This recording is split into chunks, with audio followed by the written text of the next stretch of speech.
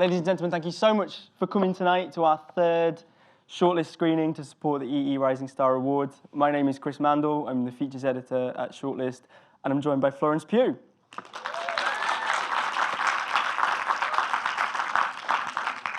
Thank you so much for joining us tonight. It's amazing to see this film again.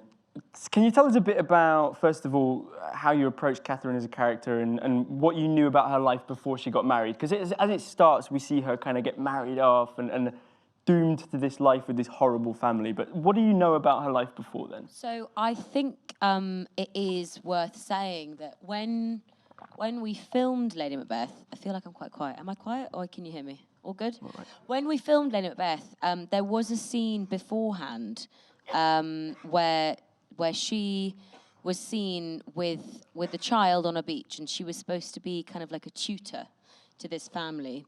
And when she was sold with the piece of land, she was sold to those lovely men that she then married into. So that we did actually film those scenes, but when they came to edit it, they realized that they actually, well, Will thought that it was better that we meet her when she meets the rest of that household. And we meet her when she's down the aisle, she's about to say I do, and it's all a little bit too late to turn around. And at the time, I was quite upset about that because I quite liked, obviously we see Catherine in a particular state all the way through the film, and I quite liked seeing a little bit of warmth and kind of tenderness to her before she started killing everyone. And I was a little bit bummed out about that. And Will then obviously said, well, if we're going to follow Catherine's story, then let's follow her when she's as scared and as, I suppose, interested as she is. So I got that. But where I think Catherine is beforehand, I never ever, when reading it or filming it, I never felt that she was a villain. I never thought that she was a monster. I think that she always acted in a particular way because of the circumstances that she was put in. And I still today don't think that she's a bad person or a nasty person. I think she does awful things. So where I like to think she started before the film was as any 16-year-old girl was at that time. I think she's just caught up in something very particular, and she starts smothering children. A very specific exactly, set of circumstances. Exactly. And it is about it's about one woman trying to survive, isn't it? In this really difficult situation, she has to use everything that she has to hand because so much is taken away from her at a young age. What was it like filming then? Tell us a bit about where you filmed that and the estate that you were on, because it's an absolutely incredible place. Yeah, so we filmed just outside of Durham. Will, actually, the director, William Oldroyd, he went to university there, and he knew that area well, and he knew how he wanted to set Lady Macbeth out. And where we filmed was this estate, and it was actually the Earl of Durham's estate, well, was once. And this entire grounds was this amazing house that was no one was living in, no one was using, and it was completely empty. And it still had some of, obviously all the architect on the inside, the design was still as it was. And this estate was once a Victorian zoo, one of the first zoos.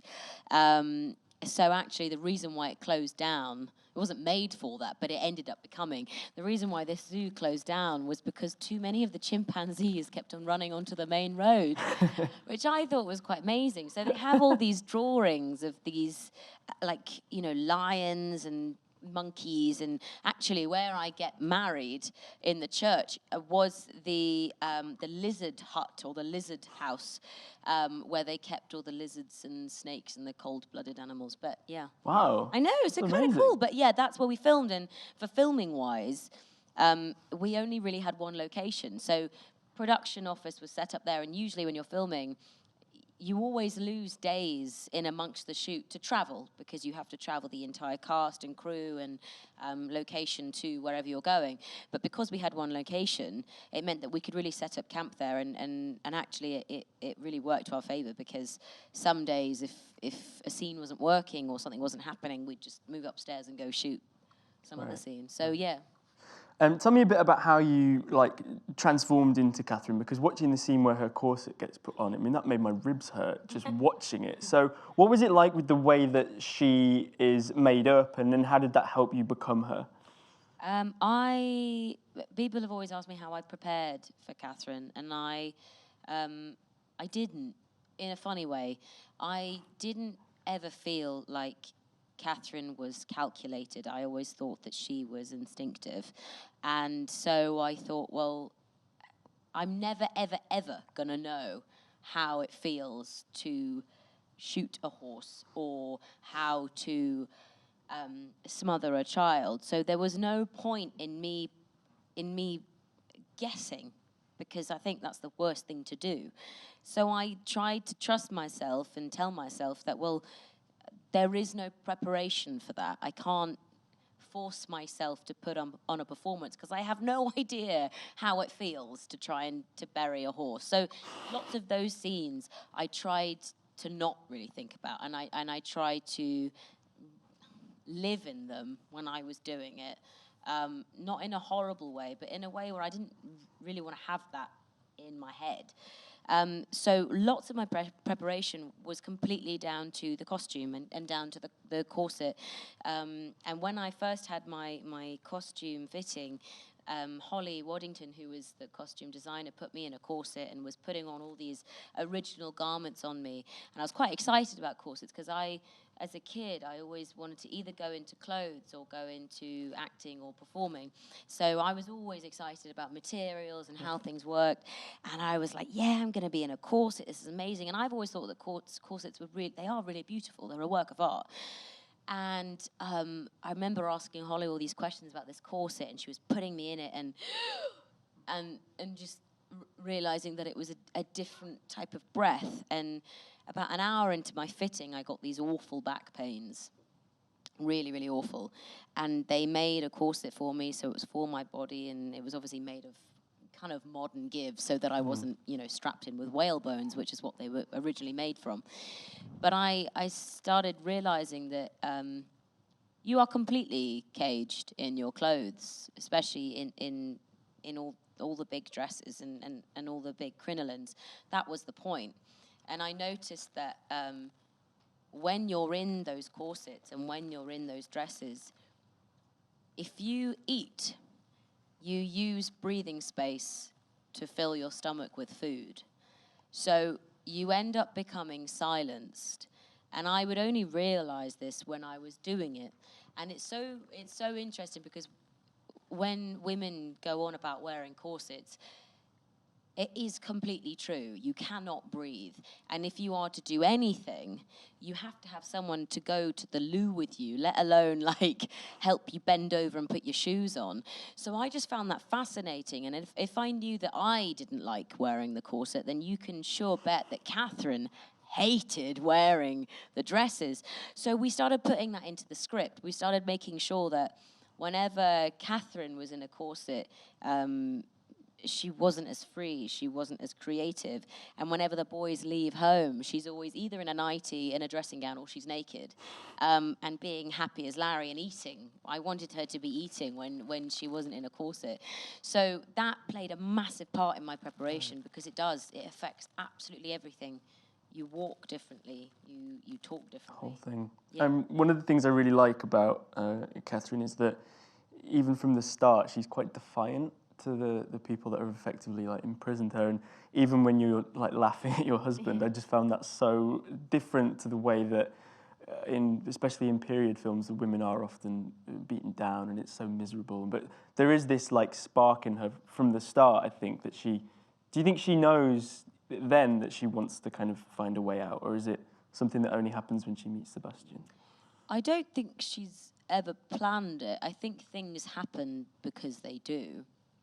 But one thing that I always loved, and I even remember when I was reading it was how confident she was for letting everybody know how she feels.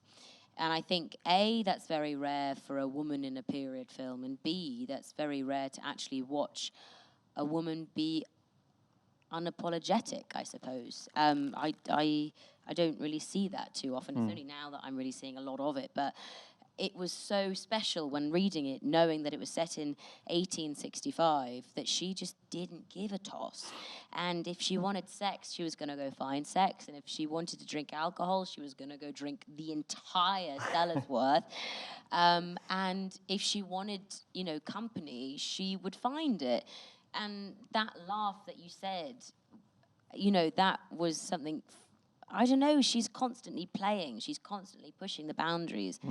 She knows that Anna comes in every morning and opens the curtains, and if she's going to see the dressing gown on the floor, I mean, there's going to mean one thing and one thing only, isn't it? Yeah. She's bored. She's completely bored, and she's playing with someone that she knows she can play with. Yeah. And I think that's where her naivety and her childishness comes into it, is that she's left. She's left in a house with nothing to do. Something really interesting there, because I wanted to. My next question was going to be about Anna.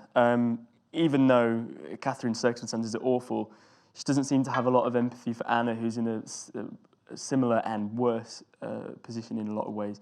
I wanted to ask you just a bit about Catherine and Anna's relationship and what your thoughts were on that, and whether you were surprised she didn't maybe be a bit more empathetic towards her. Totally. And this was something that me and Naomi, we all went up, Cosmo, Naomi and I, and every most of the crew went up about a week and a half, 2 weeks before we started shoot. And that time was dedicated towards Will spending time with us and chatting about our characters. And something that me and Naomi couldn't quite get our heads around was why they don't just buddy up and both kill the men and both run away together. Because that's what you would kind of That would be a great film. Exactly.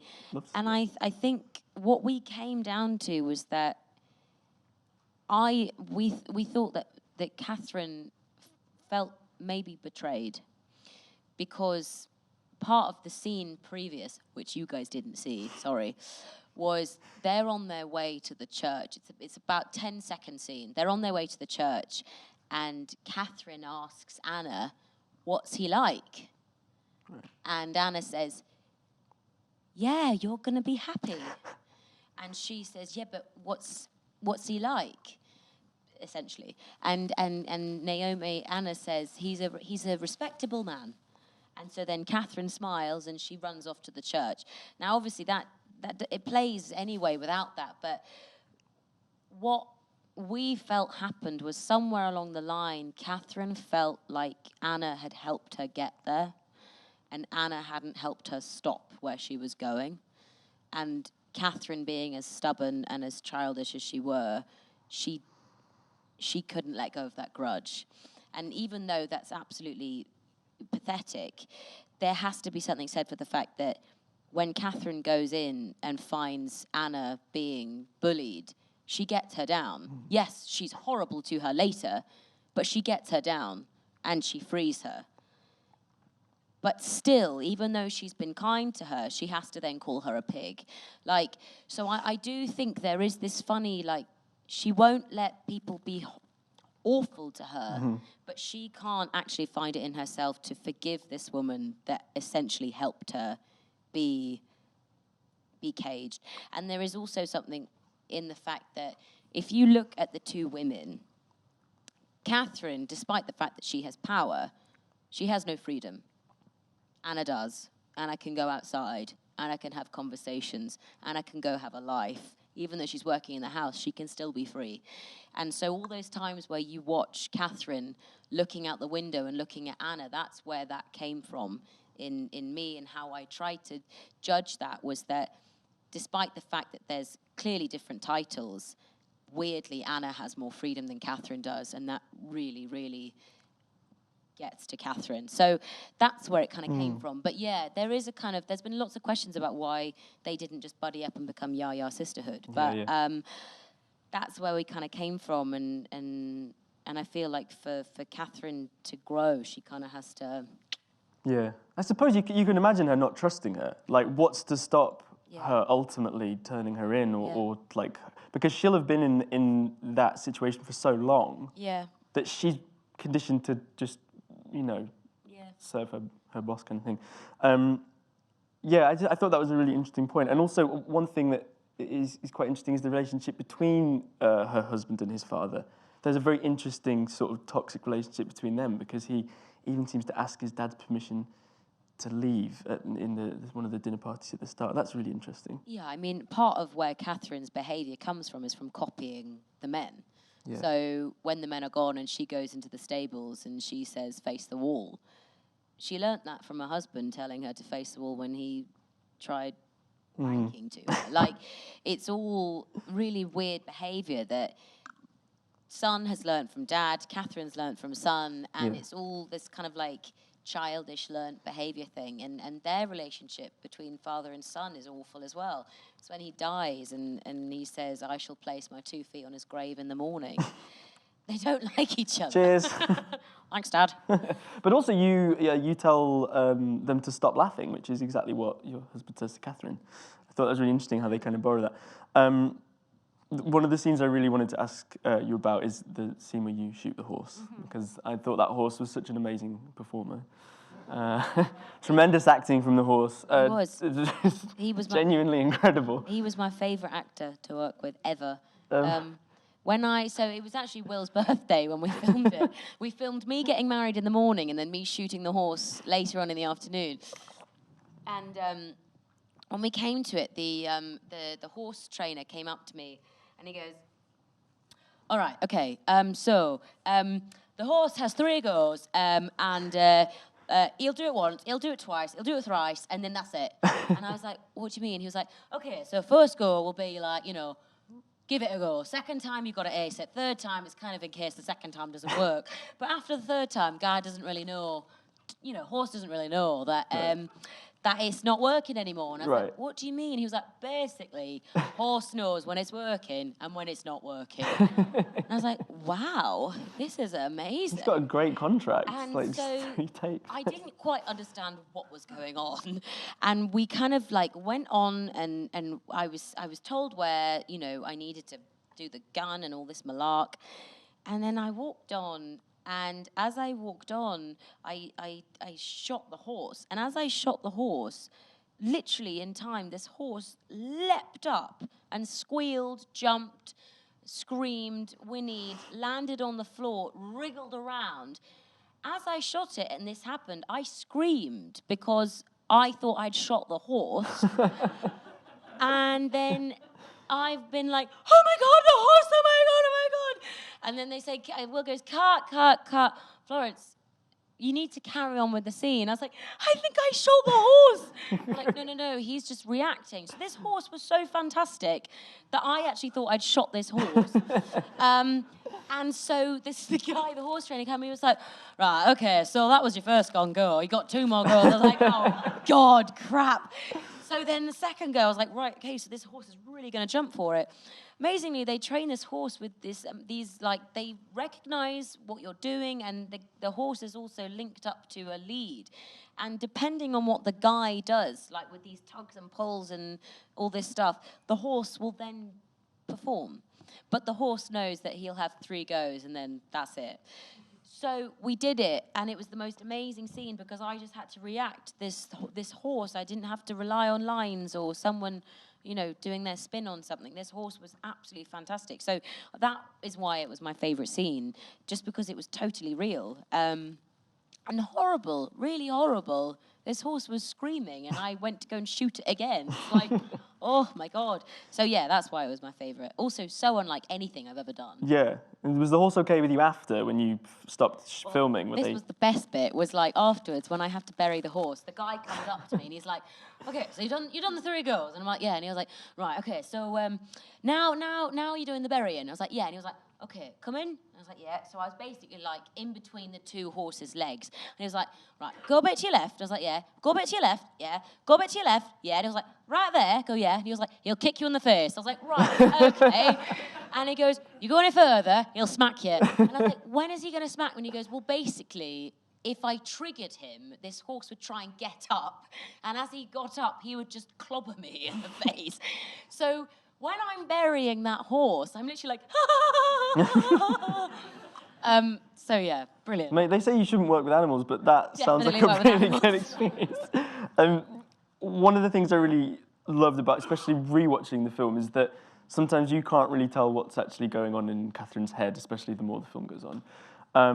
And I wanted to ask you about one of the scenes. We talked about this briefly. We interviewed Florence for the magazine, and Florence told me this great story about a scene in the film. And it was so good, but it was such a massive spoiler that we were like, we can't put it in the magazine.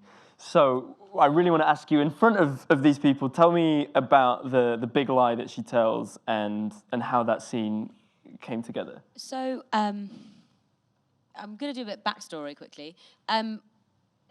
Teddy and Catherine. I always believed that Catherine was really shocked and slightly.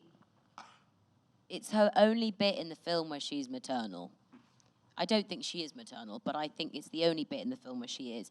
And something to note is the fact that Teddy is the only person that ever compliments her, even though she's had this entire relationship with Sebastian, with her husband, with her father-in-law, with Anna. No one is ever actually nice to her other than Teddy. Teddy says that she's beautiful. And so the way that I wanted to play that happen was that she, for the first time, was actually receiving some kindness, which is rare. And so when she ends up killing the child, I always believed that was I mean, obviously it's a difficult thing to do, but I always felt that was realizing that her survival, if she thought about it, was going to have to come before the kid. Otherwise, the kid was going to get the house and her life and her money, and she would be out on the streets before she knew it. So that last scene when Sebastian comes in and says, we killed the kid, and she says, and that boy was like a child to me. I never read that as anything other than the truth. I know it's a bit peculiar. But when I did that, I always found it broke my voice, because the thought of her loving something and then having to, not loving, but caring for something and then having to kill it because she had to survive before the child was always quite like, whoa, that's like nothing I've ever seen before. And then when we first watched it in front of an audience, that scene comes on and I'm watching it and I say, and that child was like that child was like, and that, whatever it is, I can't remember. That boy was like a child to me. I'm watching it and everyone starts laughing.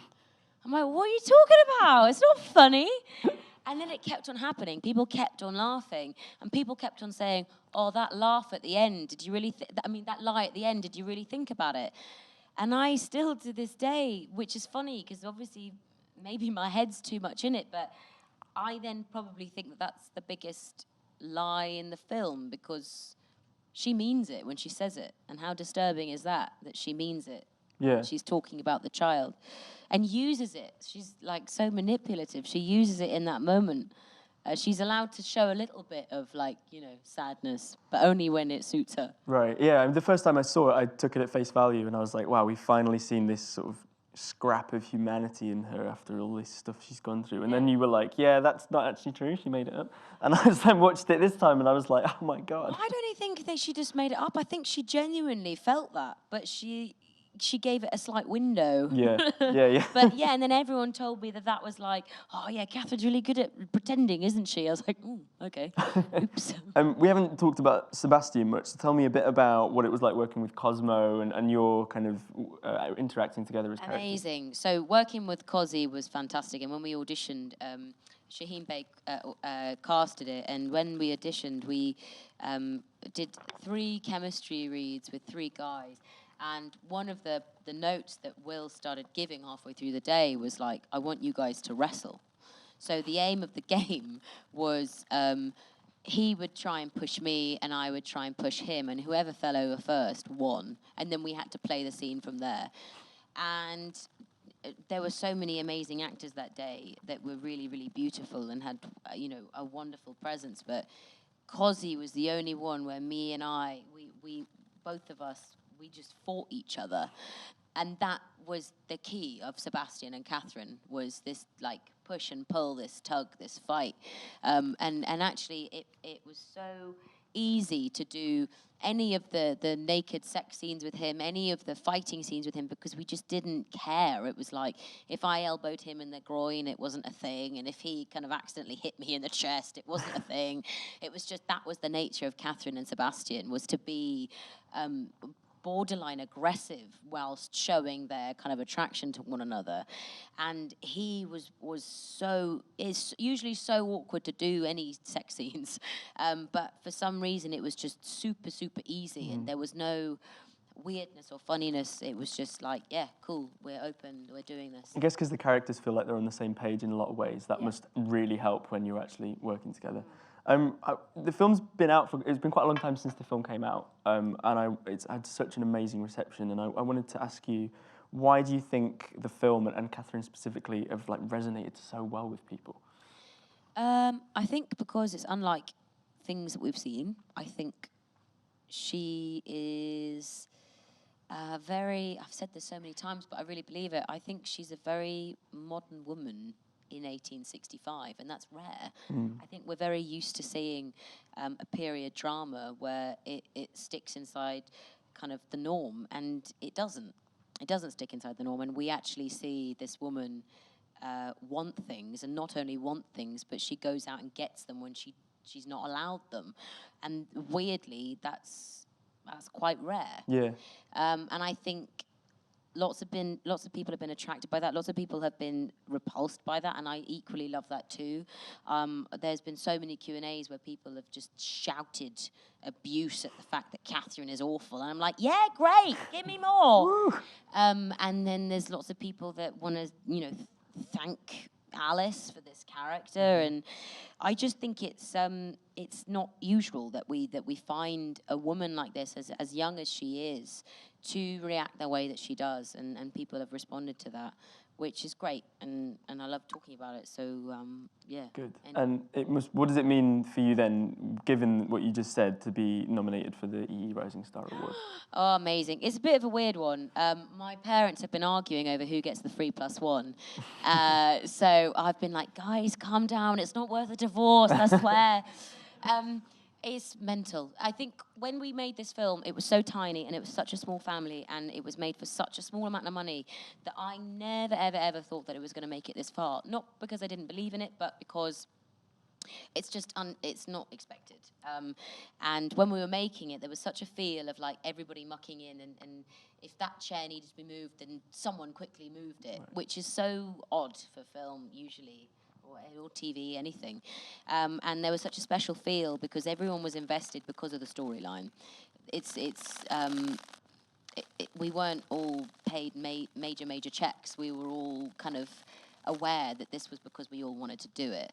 So when we worked on it, everyone was putting their everything, 150%. There was no one that didn't want to be there.